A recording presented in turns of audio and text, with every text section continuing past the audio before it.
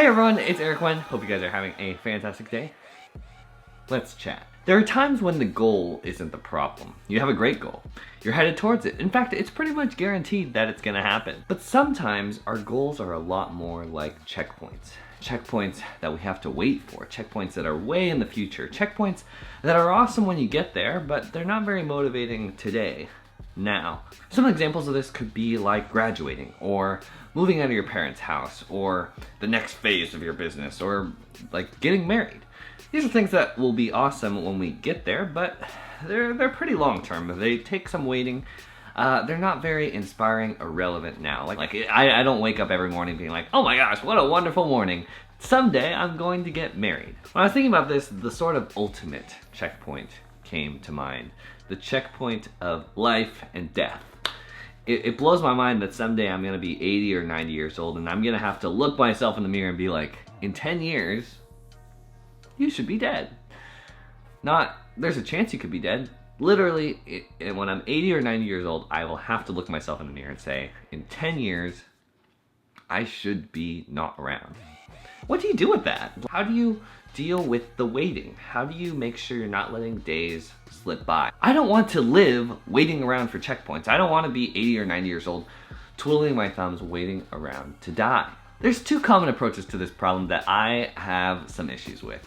The first approach would be the motivation inspiration approach. They say, get the right perspective, get your head in the game, focus on your goals, lock in on the goals, and you will do more, hustle harder, accomplish more, and every single morning you'll wake up living your best life, and this optimized animal machine that does, and accomplishes and accomplishments, and that's how you want to live every single day, and that's how you find purpose and fulfillment every single day. Urgh. The second approach is a little gentler. They say, okay, the big long-term checkpoints are a little too abstract. How about we chop them up into little tiny pieces of inspiration? How about instead of having a long goal of maybe graduation, we focus instead on your quarters and then your classes and then your assignments and all this stuff. Give yourself a whole bunch of little tiny accomplishments so that you can chug along happily and purposefully towards your goal. The problem I have with both of those approaches is that they're very focused on accomplishing. They say, oh, you don't feel like you're living? Well, here's some new ways to accomplish more, or to split your life into a bunch of little tiny micro accomplishments so you can pat yourself on the back and feel super fulfilled and like you're living.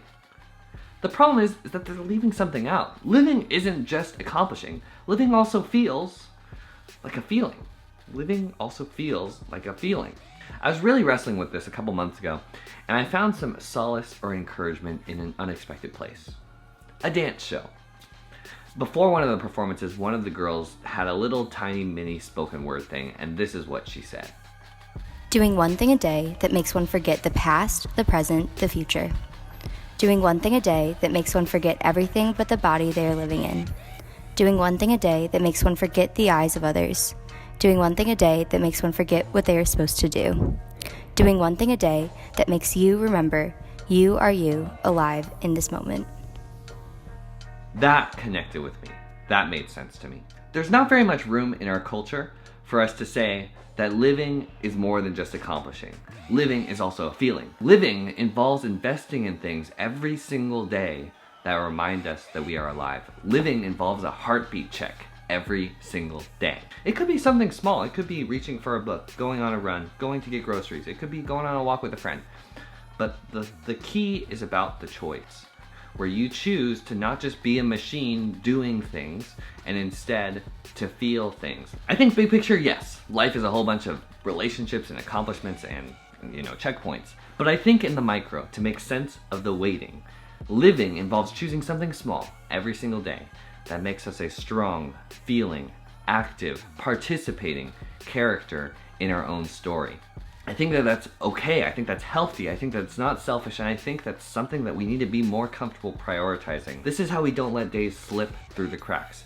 How we don't just wait around, twiddling our thumbs, waiting around to die. Doing something small every single day that reminds you that you are you, alive and in this moment. You are the change maker of your own life. Let's think more deeply. I'll see you guys next time. Thank you guys so much for watching. Hit that like button, hit that subscribe button if you haven't already.